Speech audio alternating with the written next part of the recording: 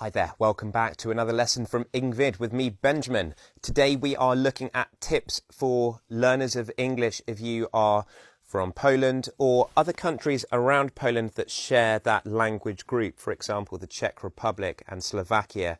Now, I don't know many people from Czech Republic and Slovakia. My experience is more with the Polish people that I have worked with and that I've taught. So it will be aimed at them, but there may be areas of relevance for you too if you are from those countries.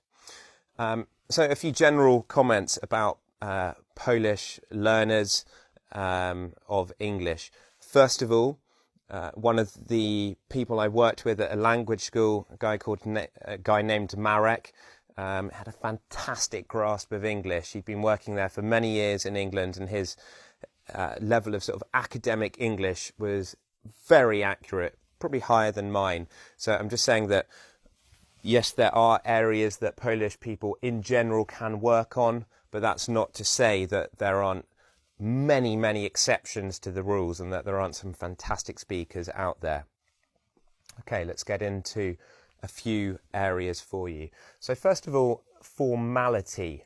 It's not the only language in which students struggle to say you and have a hard time maybe calling a teacher by their first name.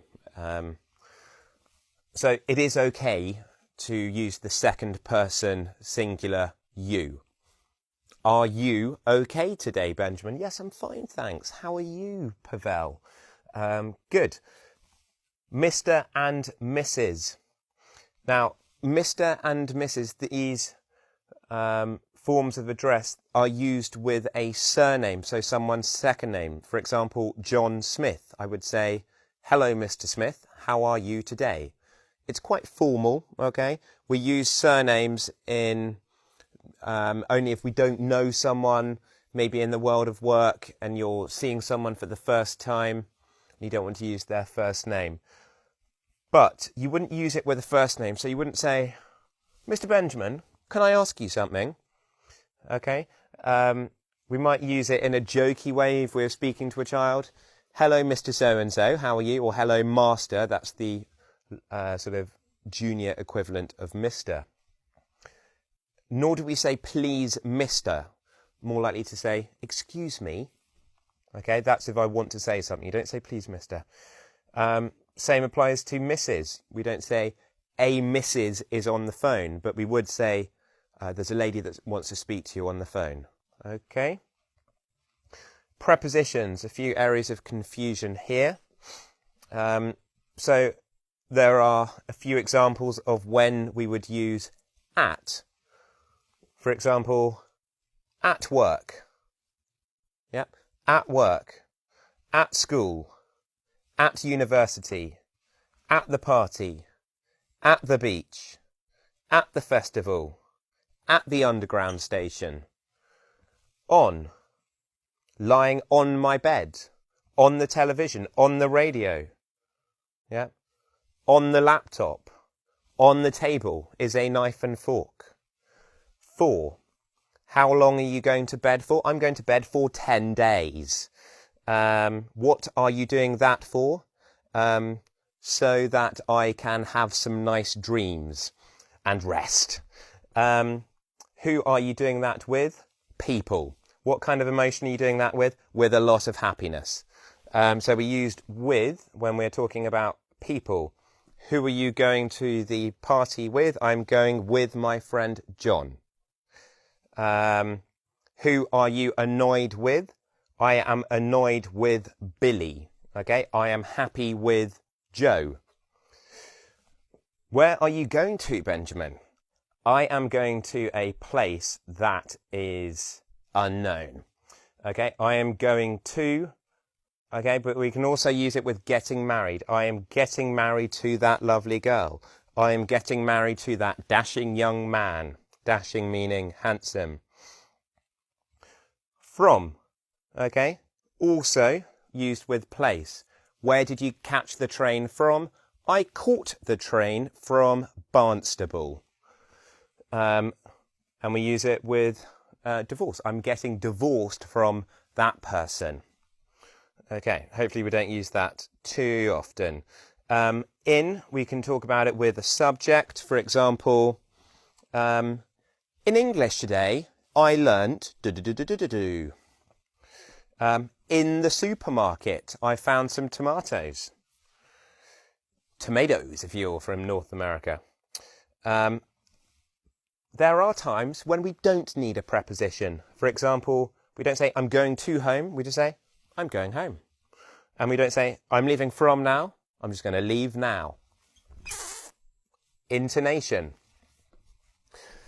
So many Polish people feel that Britain eat their words. I've heard it described before. That the stress is all kind of unusual and that there's too much stress in the language. Meaning that some Polish people feel quite self-aware when they are copying the intonation patterns they hear in English. But what I'd encourage you to do is have a go. Yep, listen. What are you hearing from other people? And then try to kind of copy some of the intonation patterns. Give it a go. Questions. So if a question has a yes or no answer, then you go up at the end. For example, did you remember to buy the bread? Did you remember to buy the bread? Yep. So it's either yes or no. So I go bread. Up. I bread. Whereas if it's a W question, who, what, why, when, where, yep, you're going to go down. Where did you get that? Where did you get that? Where did you get that? Why did you ask him here? Why did you ask him here? Okay. Articles. The. This is the definite article. The train. I'm talking about the train there. If I say a train, it could be the train there, it could be the train there, it could be the train there. So the, I know which one it is. A could be any old one. So a little test for you here. Which one should we use? Definite or indefinite? I like green t-shirt. Yeah, that's right. It's the, because we're talking about a particular green t-shirt. 120 miles. The hour? A hour? An hour. Okay, so we use an for a vowel. Vowels are a. Yep, so if a word begins with a vowel, then you're going to use an if you need to use the indefinite article. But H sometimes uses an as well because it's a soft sound to sort of begin with. It's like a hour doesn't sound quite right, so you need that consonant in there to sort of continue the sound. Where's key I gave you? Is it talking about a definite key? Is there an exact key? Yes, there is, therefore we're going to use the. What about this one? Do you still live in Liverpool? What do you think? A Liverpool? The Liverpool? Actually, you don't need one there at all. Very misleading. So places, you're not going to have one. We're going to flip this board over. I've got some more tips for you. So on this side of the board, we've decided to go for some Polish colours. Have enjoyed a few trips to Poland myself. I've been to Krakow, Zakopane down in the mountains, and at one stage I got quite lost in Katowice. Don't know why I was there. Anyway, what should other things to look out for? Using it as a subject.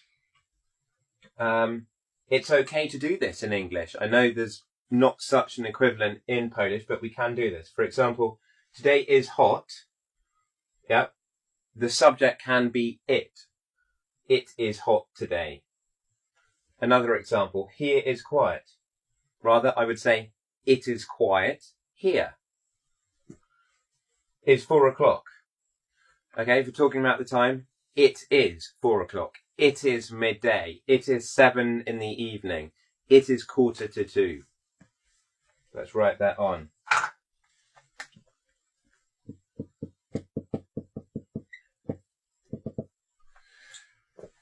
Position of adverbs.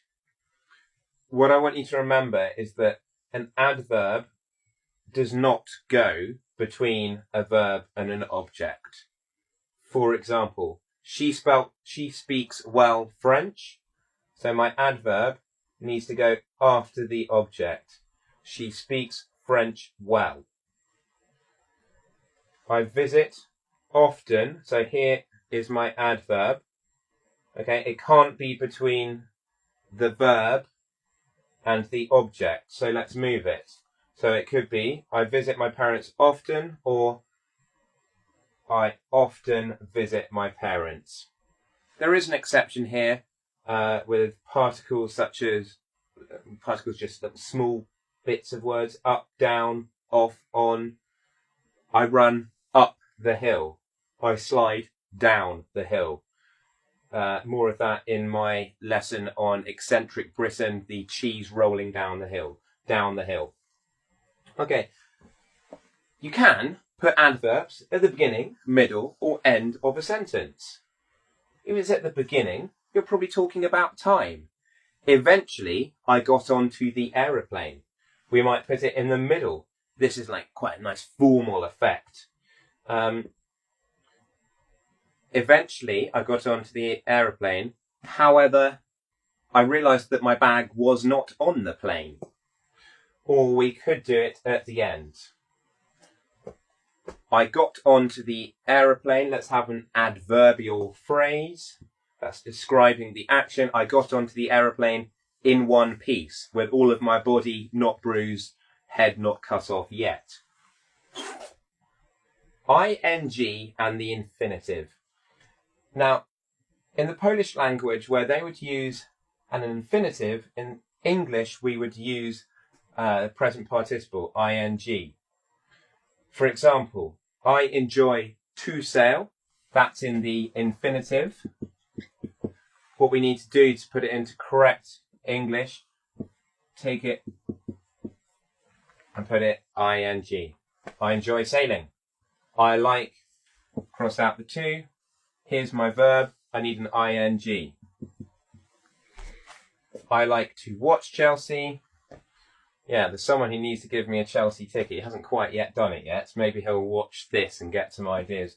I like, or maybe you'd like to put a tip after this video. I like watching Chelsea. Okay, so ing instead of the infinitive. Other major area, phrasal verbs, because there aren't any in Polish. We've got a ton of those lessons on this site, so get involved. There's some of mine up there. Crime phrasal verbs, phrasal verbs to do with driving, all sorts of ones. Take your pick, have some fun, and play around with your intonation. Okay, until next time, goodbye.